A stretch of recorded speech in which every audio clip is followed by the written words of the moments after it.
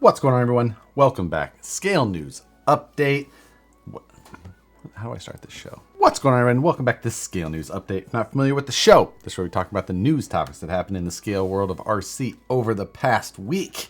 If you enjoy watching the Scale News Update, hit the like button now. Subscribe if you're not already, by the way, as well. That way you don't have to remember to do it later. And let's jump into this week's topics. First for this week, TWS is releasing a CJ7. Applause should come from everywhere. A nice CJ7 would be great. However, guess what?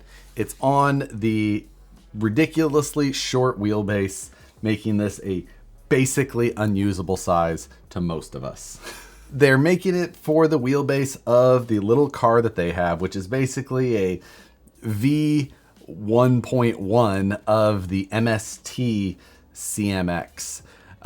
They've got their own, it's like the CTS, VTR, ABS, TLC. It's made to fit that. It's like a 10-inch, 9-point-something inch wheelbase. Basically, Tamiya hard body size, where we already have a YJ, and now we're going to have a Lexand CJ7, which again would be great because it looks like it's done fairly well, but for nothing.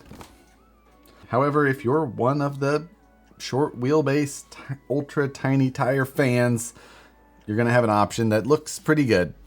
The rest of us, though, will just keep not having a CJ7. This isn't officially released yet, though. It's just the mold photos, prototype stuff. Official release information will come at a later date. I'll cover it when it does, even though I'll still be mad about it. Next, the offset F9 axles that came initially on the VS410 Pro is now available separately. So if you've been piecing together a VS410 or you're putting offset axles under your own type of rig, then you can pick up that F9 individually now. All the parts are available, so it's not just a replacement for the original truck. You can actually build it up from scratch if that is what you're after. You can find these in a clear anodized or a black anodized finish, and I'll link to where you can find them in the description below. Next, Redcat and Dixxon Flannel have got together to release a Dixxon Flannel version of the 64 Lowrider. Now it's got gold details everywhere, nice white paint job, and this is a topless version. It's coming that way. I think the original 64s all had the roofs attached, but now you get the drop top version. There's a distinct lack of anything that is flannel on this, but you do have to go buy it through the Dixxon Flannel website at least. It is a couple $100 more than the original version. You can still buy the original 64 for $5.99 on the Redcat website, but this one is now $7.99 and located only on the Dixxon Flannel website from what I see. Not sure if it will permanently only be available there, or it's just the initial early release of it. Beyond the gold color and chrome accents that are under it, I think that this is pretty similar, pretty much the same as the 64s that we've seen before. If you're not familiar with those, it's a 64 that does lowrider things. It'll lean and, pivot and hop and lowrider stuff. Fairly cool. Redcat's got a bunch of these out there. See a lot of customizing of them done. Now you can get one that's a little bit pre-custom. Pre-done. Buy it now. Team Brood has brought back the Velvet shocks. And if you're not familiar with these were a sought-after Kyosho shock that was made before. They were always just called the Velvets, and Kyosho made them, but you really couldn't get them. And then at one point, Super Shafty had brought them back and packaged them so you could buy a set of them at once. And now it appears that Team Brood is doing that same thing. I think that they just buy a certain amount of parts that Kyosho will agree to make, and then they put them together, and now you can buy them this way. They're available in a bunch of different options as far as lengths and colors and such. Beyond the saying Team Brood on it now, I think that these are the exact same Velvet shocks that we used to see from whatever name at whatever time you want to call it. These are a larger bore, like somewhere around like 10 millimeters or so. You didn't see them a lot on scale trucks, a little bit here and there, but of course you did see them on some of the performance-oriented trucks. Same thing, different name. About 99 bucks a pair for these. No matter if you're running the long, the medium, or the short. So if you're interested in trying these out, or maybe used them in the past and you just like to have another set, I'll link to where you can find them in the description below. Next, I want to thank Crawler Innovations for sponsoring August of the Scale News Update. You've likely seen Crawler Innovations foams. They've been around for a long time. They know the foam world, but they also have some other parts available. You may have not seen before that they also make some plastic wheels. These are actually a 2.2 plastic wheel that you can get in multiple widths, either 1 inch or 1.5. But the nice thing about these is that they've got a hub pattern right on the face, so you can use a standard Vanquish SLW hub. So you can use a lightweight plastic wheel, but still adjust the offset. So if you're into the competition 2.2 space, obviously a great choice at a really low cost. Check those out. And if you're looking for anything Crawler Innovations, you can use the code Harley10 on the Crawler Innovations website and save 10% on your entire order through the month of August. So go check out crawlerinnovations.com, Harley10, save yourself 10%. The JConcepts Power Master is now available. We saw the preview of it a few weeks or a month or so ago, but it's hitting dealer and distributor shelves now. So if you want that full one-piece body Power Wagon experience, well, not a Power Wagon, Power Master. One piece though, not just the cab. It does look good. It's just that we like to use the cab. Speaking of JConcepts, it also appears that there's going to be some 124 scale monster truck tires becoming available from them. And I believe there was a big solid axle monster truck event. Maybe it was a Nationals, I don't know. There was a ton of pictures that showed up, and in those there was some good photos of some really good looking 124 scale monster trucks with some little monster truck tires on them that clearly said JConcepts on the sidewall, which is totally fitting. JConcepts kills it in the solid axle monster truck scene. Bodies, wheels, tires, they're all over it.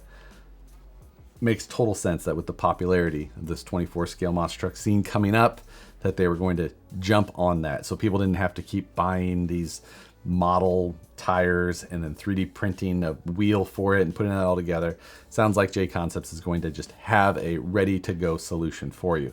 I didn't see that there was a name available yet.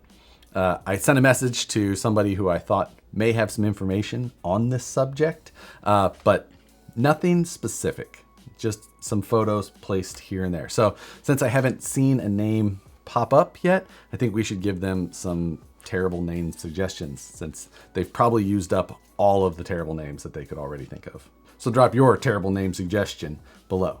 And on a completely unrelated note, CCXRC is releasing a mighty Chihuahua servo.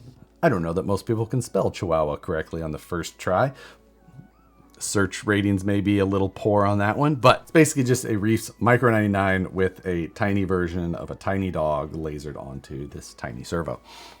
It's tiny, but if you would like to have something that says Mighty Chihuahua on it, CCXRC. He's selling some SCX24 and other 24 scale related parts.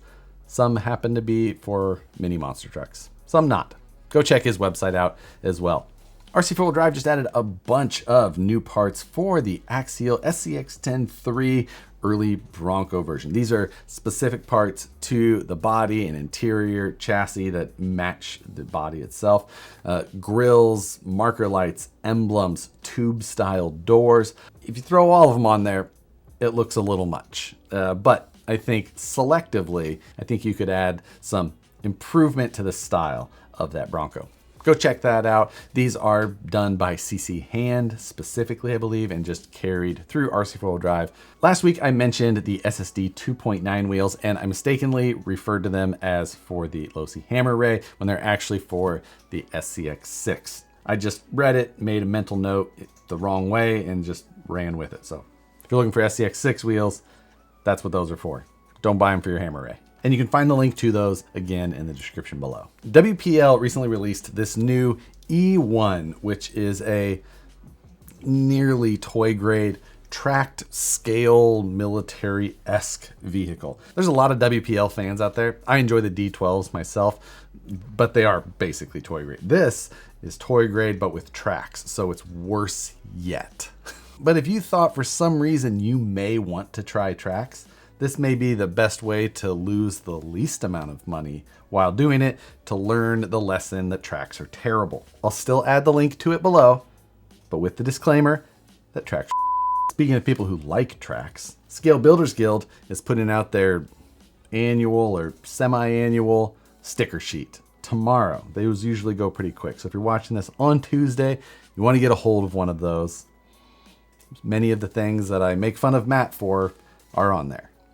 Check them out. Yesterday I put out a new video on the cheapest way to get started doing brazing for RC. So if you've been thinking about getting into doing your own metalwork in RC, I put together a video of just kind of the bare bones basics of things that you need or need to know to get started. So if you're interested in diving into that side of the hobby, I highly recommend it. Go check out that video, see if it's for you. It doesn't have to be that intimidating, and it's a lot of fun and very rewarding. And of course, Wednesday, live stream takeover every week, Wednesday. This week, Matt and I will be doing a deep dive into the economy. Just random RC BS. Come have fun with us. Join in, 6 p.m. Pacific, 9 p.m. on the East Coast, or check your local listings for your time zone. But that's going to do it for this week's news stories. For this week's question segment, last week we talked about if you found an extra bearing after doing a bit of a rebuild, what would you do? I applaud many of you for being like, I'd have to tear it completely back down. There was others that were just like, I'll give it a spin and see if I hear anything. That's more of the camp I feel like I fall into most of the time. Like, it's probably okay. Let's just put some power to it. But for this week's question, whatever the last RC build you finished was, if it was a movie, what movie would it be? Drop it in the comments below. Enjoy reading those comments every week. Favorite part of the Scale News Update. But as always, thanks for watching the Scale News Update every Tuesday. We'll see you again next week. Thanks again. Hit the like button if you enjoy this. Subscribe if you're not already. Hit the notification bell so you see the videos as soon as they get uploaded. Thanks again. We'll see you on the next one.